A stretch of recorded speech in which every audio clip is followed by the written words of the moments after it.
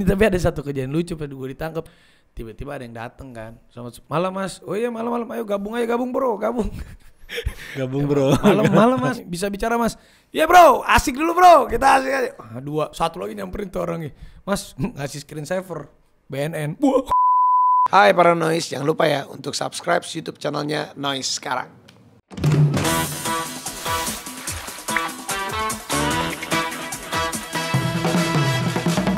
Selamat datang di Raffi Everywhere. Ngerasain hidup jadi Raffi Ahmad. Hai para Noise, kita ketemu lagi. Selamat datang di Raffi Everywhere. Ngerasain hidup jadi Raffi Ahmad. Yes. Jadi kalian bisa ngedengerin cerita kisah hidup gue gimana rasanya jadi Raffi Ahmad. Ya bisa kapan aja lu dengerin. Dan juga gue pengen sharing sama kalian kenapa gue bisa gabung sama Noise. Di Noise ini untuk kalian para Noise, gue senang banget bisa berbagi kisah hidup, berbagi hal-hal yang positif, sampai hal-hal yang dulunya negatif tapi harus jadi positif. Jadi pengalaman hidup, kisah-kisah hidup gue di Raffi Everywhere ini karena gue punya cukup banyak kisah pengalaman hidup dari diri gue sendiri, dari orang lain, ketemu banyak orang yang bisa gue sharing sama kalian semua. Dia salah satu yang tahu banyak tentang gue lah. Dari gue gak punya apa-apa sampai disebut Sultan. Ini dia Irwansyah. Halo. Ya gimana Pak Sultan Andara? Agak lah, itu sebenarnya Sultan-Sultanan itu cuman sebutan dari orang, tapi gue jadiin doa aja coy. Mudah-mudahan itu kan jadi. Tapi sih emang udah kayak Sultan sih sekarang. Kan kaya. Boleh lah ya. Boleh lah. Nah jadi sebenarnya gue ngobrol sama Irwan ini mau napak balik ke 20 tahun yang lalu. Iya enggak? 20 tahun? 2000 ya, tahun 2000 ya. Zaman gue dibayar, lu dibayar berapa lu? 250.000. 250.000 casting coy, gila dari pagi sampai sore. Coba lu ketemu gue pertama di mana? Di daerah Cikini. Di daerah Cikini kita ada casting. Oh iya, sinetron waktu itu ya. Casting sinetron. Oh ini ceritanya asik nih. Coba lu cerita nih gimana nih. Nah ini lucu banget nih, kocak banget nih. Coba lu yang ceritain deh, jangan nanti gue yang betulin deh. Jadi gue sebenarnya ke situ nganterin temen gue namanya Sain untuk casting sinetron pertama. Sain yang rambutnya turun gitu ya, kan. Gue inget si Sain. Nah, tapi pas lagi casting, gue disuruh casting juga. Nah, ketemulah sama si Sultan Andara ini. Si Raffi Ahmad. Ketemu gue. Kerek lah. Terus ketemu gue ya gimana? Kita casting tuh, kita gantian casting apa segala macam. Nah, sebenarnya kita situ belum kenal ya, belum kenal, tapi kayak pas lagi ngantri tuh kita lu siapa? Ayo gue Raffi Ahmad gitu. Gue dari Bandung. Bandung jauh banget.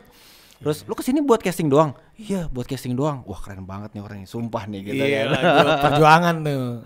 Terus pas mau balik, nah di sini lah momen-momen gue lumayan deket lah sama dia, maksudnya kayak intens, kayak berhubungan lah gitu. Terus dia pas mau balik, terus tiba-tiba gue ngajakin makan.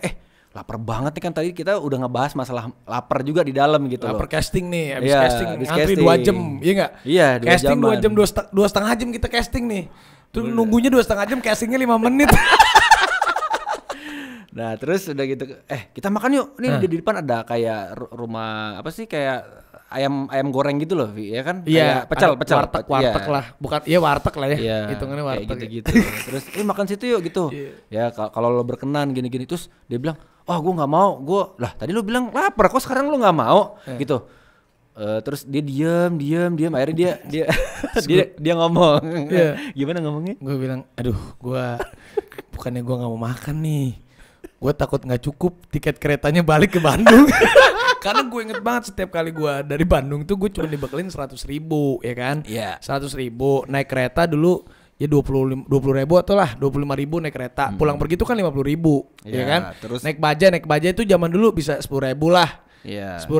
Jadi waktu itu gue bilang gini, gue mau ngejar tiket kereta ke Bandung. Kalau gue makan, gue takutnya naik bajai. Maksudnya gue pengen naik taksi buat ngejar. Jadi gue udahlah, gue nggak usah makan. Jadi tiketnya dia tuh kalau nggak salah ya jam 4 atau jam 5-an jam gitu. Jam 5 sore. Terus itu jam setengah 3 ya, maksudnya jam setengah 3-an. Terus dia kalau naik bajai takut nggak ngejar ngejar takut lah. Gue kan keretanya. Ya pikiran gue anak Bandung deh, gue naik taksi biar ngebut. 2001 itu umur lo berapa coba? Umur gue 15. Nah pokoknya kan intinya dia tuh kan masih kecil, dia mesti naik kereta sendiri dari Bandung. Dan itu kan 3 jam ya, 2 jam lebih lah ya. Kalau naik kereta 2,5 jam, 3 2,5 jam dulu. Iya kan? Iya. Terus belum naik angkotnya segala macam. Nah, itu dia yang maksudnya makanya kalau orang bilang jadi Raffi enak tuh. Ya lo harus ngelihat dari sininya dulu nih. Nah, jadi dulu aja di warteg aja gue sampai mikir 2 kali mau makan tuh, karena buat gue dulu 10.000 sampai 15.000 tuh berarti. Tapi akhirnya makan kan? Makan di traktir lu bego. Gue akhirnya di traktir dia waktu itu. Ya udah di sini gue bayarin. Ya udah oke, gue makan. Gue makan habis gitu gue pulang. Tapi gue dulu pernah punya satu pengalaman yang harus kalian dengerin nih. Gue dulu pernah di sinetron itu let's say udah dibayar 20 juta tuh. Kelas 2 SMA, kelas 3 SMA. Iya. Akhirnya gue ditawarin jadi host. Jadi host salah satu acara musik waktu itu. Dibayar cuma 2 juta. Jadi waktu gue udah honor gue 15 juta, 20 juta ditawarin jadi pembawa acara harganya cuma 2 juta. Gue ambil. Kenapa gue ambil? Karena yang namanya bisnis itu nggak selalu semuanya berpatokan sama uang. Kan ada link dan ada progression. Contohnya misalnya nih. Jadi waktu itu gue dibayar 20 juta. Kenapa? Karena waktu itu gini. Gue juga ada satu nih orang yang ngomong sama gue. Gue mau jadi host kan gue udah bintang sinetron, gue udah main film lagi, gue udah main film, udah main sinetron, ditawarin jadi pembawa acara. Jangan ngambil lu ya jadi pembawa acara ya. Kenapa emang? Lu kan udah jadi bintang sinetron, udah jadi bintang film. Gak boleh memperkenalkan. Iya. Kalau lu jadi host atau pembawa acara, berarti lu bukan bintang. Bintangnya adalah, oke, kita sambut, ini dia Irwansyah. Berarti kan bintangnya si orang yang lu sambut, bukan lu. Gue pernah digituin terus gue bilang, gue mah gak mau jadi bintang, gue mau jadi langit. Nanti kalau gue udah sukses, gue jadi langit, gue tempel bintang-bintang di langit gue. Akhirnya itu yang membuat gue terpacu untuk misalnya kita udah di atas nih, main sinetron kan kita di atas. Tapi setelah gue pikir-pikir, kalau kita udah di atas, cuma 2 pilihan nih. Mau turun langsung? Mau kita jatuhnya dari atas udah buk sakit banget, udah gitu karena jatuhnya sakit banget nggak bisa naik lagi, atau kita sadar diri turun ke bawah cari sesuatu naik lagi. Kalau udah di atas itu berarti jadi kita yang mengontrol grafik itu. Betul, daripada kita harus dijatuhkan atau terjatuh itu lebih sakit ketimbang kita udah preparation turun ke bawah. Jadi kalau prinsip hidup gue itu daripada kita di atas nanti jatuh ke bawah sakit, mendingan kita cari sesuatu ke bawah untuk naik lagi ke atas. Ibaratnya kalau keran, gue tuh lebih seneng punya keran yang banyak. Kenapa? Nggak perlu airnya deras, nggak perlu.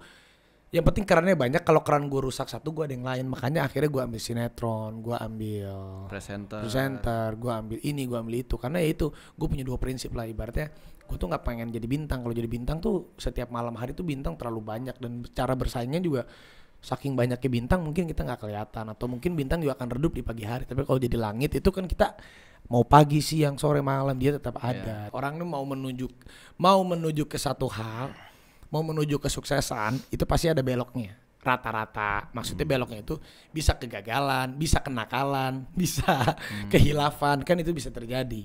Kalau nakalnya, lu senakal apa dulu? Gue gak ada cerita buat kenakalan, Vi. Lu gak ada? Gak nakal. Gila, lu suci banget sumpah.